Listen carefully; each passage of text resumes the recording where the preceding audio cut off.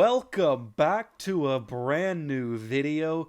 Welcome back. It has been a while since I've spoken to you. I was in jail, apparently, YouTube jail, for mentioning the V word. I'm not going to say it here. I'm going to put it down there where you can see what I'm referring to. It's the V word. I apparently mentioned it, and I was shadow banned for 30 days. But I'm so glad to be back with you. I hope all of you had a wonderful Christmas and a Happy New Year as we look forward into this new year and we see what can come out of it, mainly in politics, mainly coming out of this virus. But in a lot of things, we just want to get out of this year, right? So we're looking forward to it. I'm looking forward to it. We're going to do a breakdown of the Georgia Senate Runoff election, which is actually tomorrow. So I'm glad I actually got to post this before tomorrow. So we get one little quick thing here before the Georgia Senate runoff elections. But first, I kind of want to look back on everything that I was going to talk about just for a few minutes here on this Monday morning here. And first off, I want to tell you a little bit about my experience at the Student Action Summit there in Florida. My friend and I flew down to Florida, and we went to the Student Action Summit. It was actually by Turning Point USA. And at Turning Point USA, you may not agree with everything they do. You may not like Charlie Kirk the most, or you may not like a few of the people they promote. But, I thought that, you're going to see a lot of people, especially Tucker Carlson. Like, I was really excited to see Tucker Carlson, and at this event, Miami actually, or it was in Miami-Dade County, right? So in Miami, they actually closed the doors the day we got there, and about 1,000 or so people were left stranded outside. 500 to 600 people to 1,000 people were stranded outside, and you see this video right here. It says, "Let us in." And I didn't take this video, but I was standing right next to the person who did take this video. And so that was a little interesting place.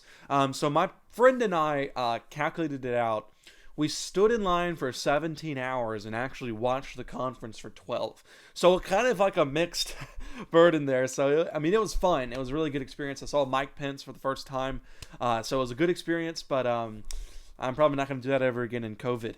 As far as Christmas goes, I hope all of you had a beautiful Christmas, a wonderful Christmas, a blessed Christmas as we remembered our Savior's birth this Christmas. And it's just something I tweeted it out, and I said that Christmas might hit home differently this year, right? That it's just going to be this warm, relaxing day where we can remember Jesus' birth and just have family over, right? Also wanted to touch on the presidential election. Apparently still not over. We're here on January 3rd. I think it's actually, no, it's the 4th. It's January 4th today. And we're looking for something very interesting to happen on January 6th. I'm not going to say anything about that because I don't want to get shadow banned for another 30 days. But I want to say I fully support the side you think I'm supporting. Okay, so I fully support the side you think I'm supporting. So my future schedule on videos. So since we're kind of like in a dead year in politics, I mean, there's gonna be a lot of politics happening as far as policies being passed by either the Biden administration or if something happens and we still have a Trump administration, either one of those two, there's going to be something to cover, but I don't think I'm going to be able to cover it 2 days a week. So I'm thinking more of a 1 day a week video thing. That way you can be looking forward to me talking, and it'll be mainly on Mondays. But I will occasionally drop a second video in there just to talk about some stuff. Maybe do some of those history shorts I did before I got shadow banned. I think a lot of y'all like that. You emailed me and texted me and snapped me and whatever. Not snapped me, I don't have Snapchat. But anyways, all that stuff. So with that being said, I want to jump right in on this Monday edition of Legacy Politics to the Georgia Senate runoff. And this is a very important election. So let's jump right into that. And we will talk about it. So I want to start off by just looking at the presidential map. As of now, and nothing's certified. It won't be certified until, I don't think it should be certified until January 6th, which it won't be. And that's where, and I said I'm not going to be talking about a lot of stuff about this, but I want to look specifically at the at Georgia because this is important to look at as far as votes go, and as far as votes go in the Georgia Senate preview. But at first, I want to hit a few bad takes because there's some things that Republicans are saying that we really need as people who really want to see this country thrive. We really need to nip in the butt here. We do not need to let them think this. We need to try to win these two Senate race off Senate seats. And the first bad take that people have about these Georgia Senate runoffs is, number one, that Perdue and Loeffler are establishment Republicans. That's our first thing. And my response to them is that they're not establishment Republicans. I mean, they actually came out and said that they actually called on the Secretary of State, the Georgia Secretary of State, to resign over election management. So just that, they're siding with Trump on the election. So you can't say they're establishment Republicans, because Mitch McConnell doesn't even side with Trump on the election. So Mitch McConnell, yes, he's an establishment Republican. I tweeted it out. We need to primary him, get him out of there. Like, we need him out. He does a good job on the Senate floor sometimes, but he does not do a good job in defending America first. He needs to defend America first. But Perdue and Loeffler are not. They are establishment Republicans, but they are siding with our issues on this election, and that's, I think, what people are misinterpreting. Yes, they're establishment. Yes, they've been there, done that. They've been here, done that, and all that stuff. But they are siding with Trump in the election, and I think that's very important to note here. And also, people staying home because I think the election is rigged. And I'm going to have two things with this. My first is that of logic. Well, if we think this and we start developing a mindset of every election is rigged, so we should just therefore boycott all elections, we might as well just hand over our country to the Democrats, because there is no election without the V word, right? There's no election that doesn't happen in. 2016 it happened. 2020 it happened. There's no election with the V word. So the logic doesn't apply there. So I'm not going to vote because I'm scared of the voter.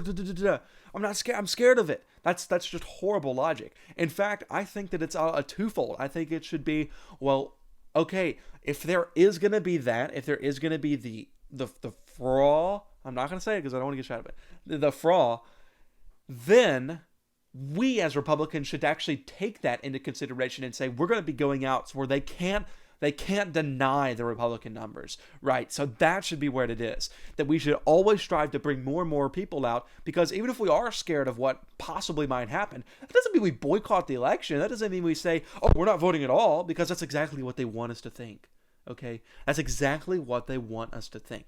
So that's my two rants. And my second response to the thing, people staying home because it's rigged, my response is, who cares? Who cares if it's rigged? Honestly, like, at this point, who cares? These Senate seats are the most important election. This is very important to the Republicans because, and like I'll point in a minute, I'll point this out in a minute, this is a very important election. Who cares if it's rigged? Like I said a minute ago, we need Republicans to drive out the base where they can't deny our existence. They cannot deny the people who want these people in office. Maybe they're not the people who we originally wanted. I endorsed Doug Collins so we could get Loeffler out, right? So we could just get her out because not a lot of people like her. Doug Collins is a way better senator, would be a way better senator. But it does not matter because of this thing we're fixing to talk about. And it's that, and this is my clear point of the day. This is the point that you should write down, that you should remember, that you should really take away from this Senate runoff preview, is that Republicans will never win another presidential election if the Democrats win the Senate. Let me say that again. Republicans will never win another presidential election if the Democrats win the Senate. This is important. If you want to see Donald Trump in 2024, if you want to see whoever you want to see in 2024 have a legitimate shot at winning an election, you have to win this election. And this is why. I want to show you on the presidential map, because the Democrats will take Texas, they'll take Georgia, they'll take Florida, they'll take North Carolina, they will take Arizona and Nevada. And those states will be gone. And you could forget New Mexico or Colorado. So now you're going to have a Democrat basically always win this way. And, they're going to get their obvious ones here. And, look at this. They could get, this is how many votes they would get because of the mass amnesty, letting illegal immigrants have the right to vote. 352 right off the bat. And that's not even, 372 right off the bat. And then they would be trying to flip states like, Montana. And then they try to be flipping states like Ohio and trying to win all of Maine and trying to win all of Nebraska, try to get Indiana, then Iowa. And then Republicans would have to make up all this ground and try to make sure that illegal immigrants don't vote, right? So this is a very important thing. This is a very important important election. This is what your electoral map could look like in the future if the Democrats do win this election. And even if you say Republicans win the Rust Belt, they just sweep the Rust Belt out of nowhere. They sweep the Rust Belt, right? So they sweep the Rust Belt, they win all their obvious states, and then you can give them that, and you can give the Republicans their obvious states here. I didn't even give the Democrats Virginia. Look at this. They get 165. That's with them sweeping the Rust Belt, right? So and they're not going to win Minnesota for a while. They're not going to win Michigan. They're not going to win Wisconsin, Pennsylvania. This is what an electoral map could look like. 426. We'll give them Indiana. 426, 15 to 123 if this Senate does not go our way. Because the Democrats will control the presidency, they'll control the House, they'll control the Senate, they will control the Supreme Court with court packing. You will see all of this go the Democrats' way. Democrats will hold the presidency, Senate, and the House. You will have gun control laws, you'll have court packing, you'll have mass amnesty, you'll have illegal immigrants having the right to more rights than Americans do, honestly, frankly. It'll be awful. Kamala Harris will be able to break any tie that she wants to if we do not win the Senate runoff. We don't only have to win one. We don't only have to win two. We just have to win one of them. So that's why this is important, and that's why we cannot have a stance of, well, there might be some there might be some fishy stuff that goes on, so let's just boycott it. No, that's horrible. That is horrible logic, and we should never think that. If you are in Georgia, you have to be voting in this election. You have to get everybody out to vote and say this is very important to win. I don't care if they're establishment Republicans. It is that important. It is that important that we do not have a Kamala Harris, a Biden presidency with the Senate and the House. It is very important. So, I want to talk a little bit more about the Senate runoffs in the themselves, looking at the actual numbers. And I want to point out that Purdue would have won the election if the Libertarians wasn't there. And I don't think that the Libertarian will be on the ballot this election. So you are going to see, I really do think Purdue's going to be fine. He won by over 100,000 votes. Or he was ahead by over 100,000 votes in the actual on election night, and I think that even if some of those chip off, I don't think that John Ossoff is going to get that many more votes just because of this election. And it could happen. 2,374, and Biden supposedly got 2,473. So and Trump got 461, which would mean that Purdue outperformed Trump in the election. Oh, that is funny. Purdue outperforming Trump. That is that's logical. Yeah. Anyways, but yeah, I do think that Purdue is going to win this election. And it's mainly because it's just mainly because I think that, in these little counties where it was not that dark red, I think they'll get a little darker red. Atlanta does kind of make me nervous, but I wouldn't worry too much because I feel like the the Libertarian really did not let him get over that 50%. I mean, he won by over a percent here, or over a percent. So that's a comfortable victory, and I think that most people who voted for him last time will vote for him in this election. So pretty important. Now, I do want to talk. Excuse me. I do want to talk about Warnock and Loeffler. Warnock did very well in the special election. He did very good, but obviously nobody reached 50%. So I think that Doug Collins, 980,000 votes. That's a lot of votes. Could most of these go to Loeffler? I mean, it's possible. If half of them went to her, she would probably win. So, I don't know. I think that Purdue's going to win. I'm confident in that. Loeffler, maybe. I think that's a toss-up. But I do think it's very important to note, and I don't think a lot of people are talking about it, that Doug Collins got 980,000 votes. He did not advance to the runoff.